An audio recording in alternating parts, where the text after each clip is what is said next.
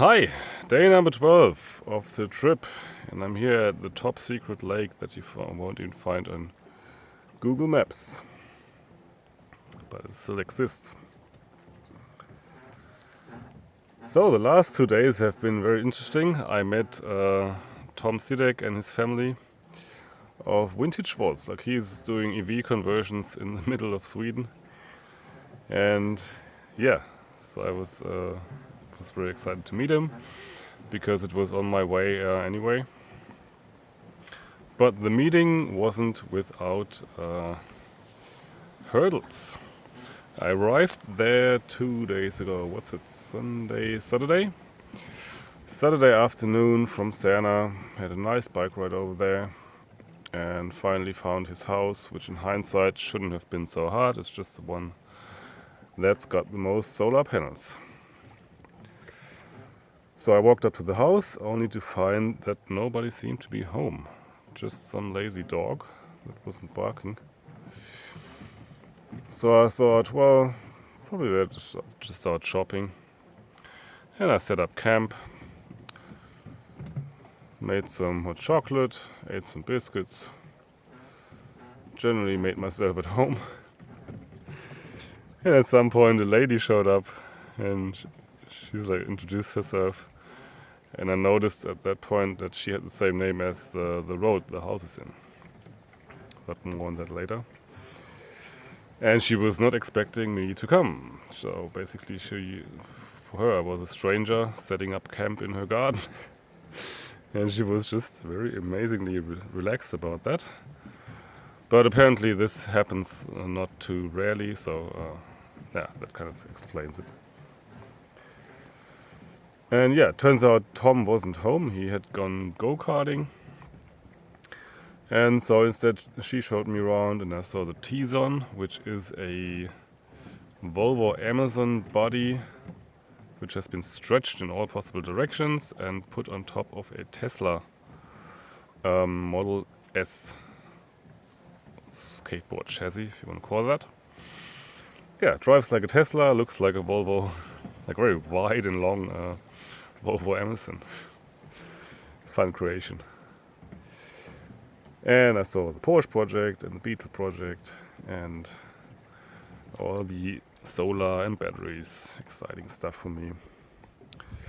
Anyway, I agreed with Tom that we would meet in Sveg, which is in the next bigger town from Lillhärdal. And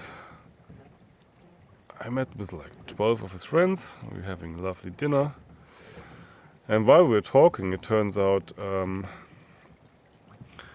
it's not a coincidence that his wife and the road he lives in have the same name, because his wife won the Olympic gold medal a couple of years back in biathlon. So the road is actually called by her. Yeah, that was unexpected.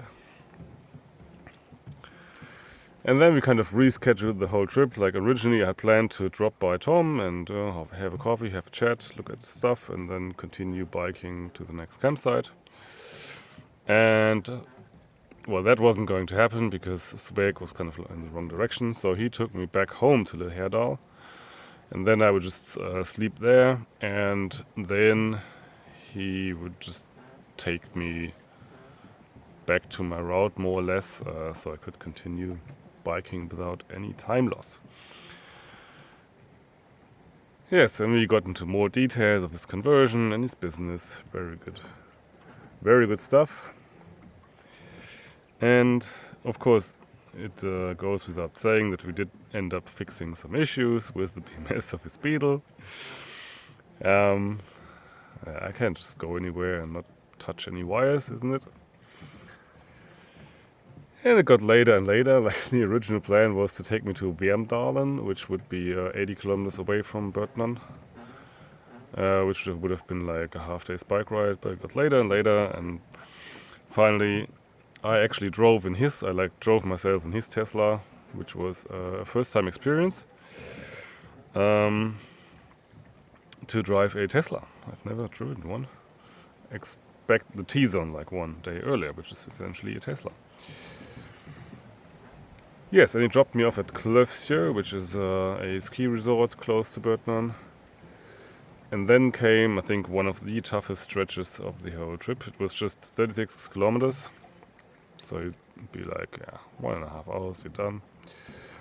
But not so. There was very nasty, very cold headwind, gravel, uphills, downhills.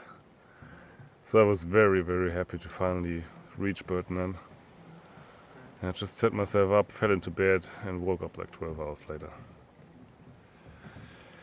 Yeah, and today is a walking day, no biking. I walked to this lovely lake over here, about 3 or 4 kilometers away from the camp.